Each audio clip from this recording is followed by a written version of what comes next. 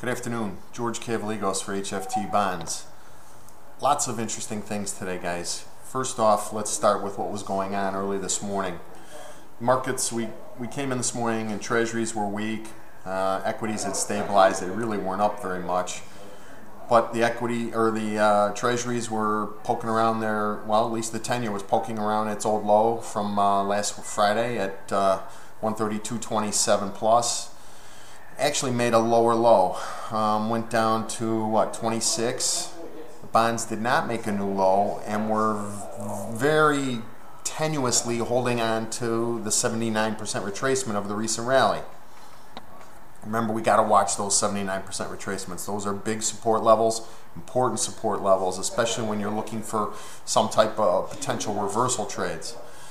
Well, you know, we saw what the Wyckoff analysts call a spring, where the 10-year went down, made a lower low after breaking the 27 plus level, went down to 26, and then kind of crept right back up into the range. The Wyckoff analysts call that a spring. It's typically a pretty bullish target with, you know, the idea that you're in some type of a range. The market broke out of the range, but that breakout failed, and now we're back in the range. Take that in conjunction with the bonds not making a lower low and holding their 79% retracement level somewhat, along with the fact that, you guys know, I've been talking about the yield curve quite a bit, 10s, 30s. The yield curve was actually flattening when the 10-year was making new lows because the bonds weren't. That is typically not a bearish sign.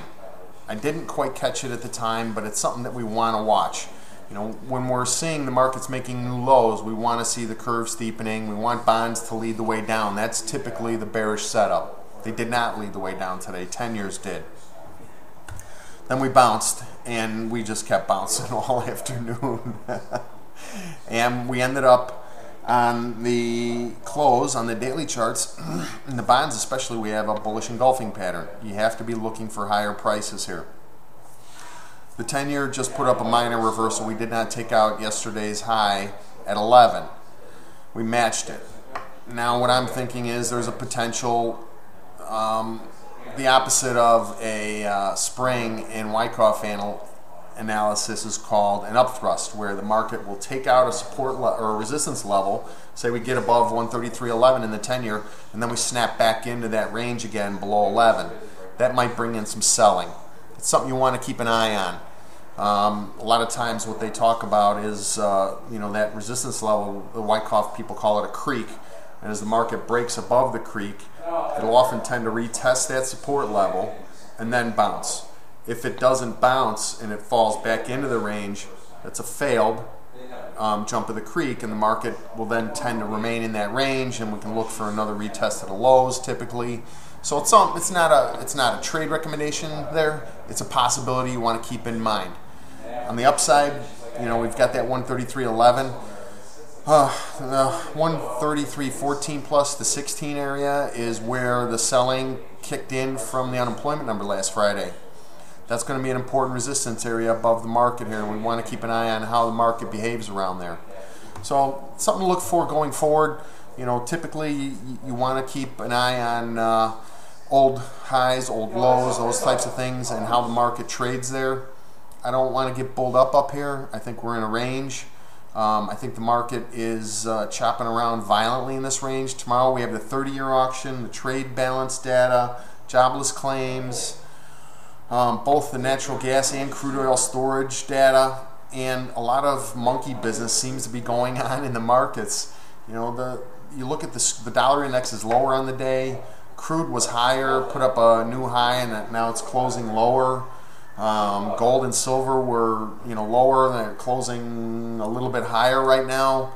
You know, a lot of strange, you know, things that are going on that don't fall into sync, that make me think that everything is in sort of these corrective patterns, and we're all going to be chopping around in here, and it's going to be one of those trades where you want to sell them when they look great and buy them when they look horrible.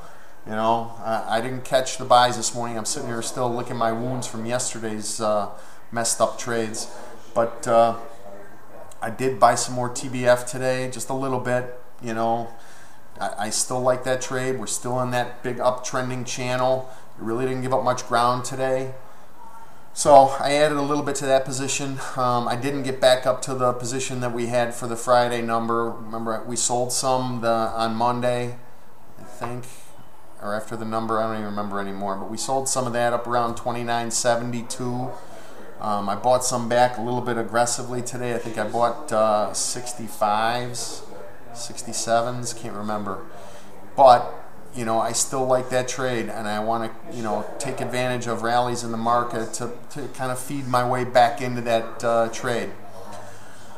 All right, that's it. That's a lot. That's enough. Tomorrow, again, try to get in early. Today I had some issues at home. Couldn't quite get here early and got off to a late start. Like to be prepared. The old Boy Scout in me, you know, the old Boy Scout motto, be prepared.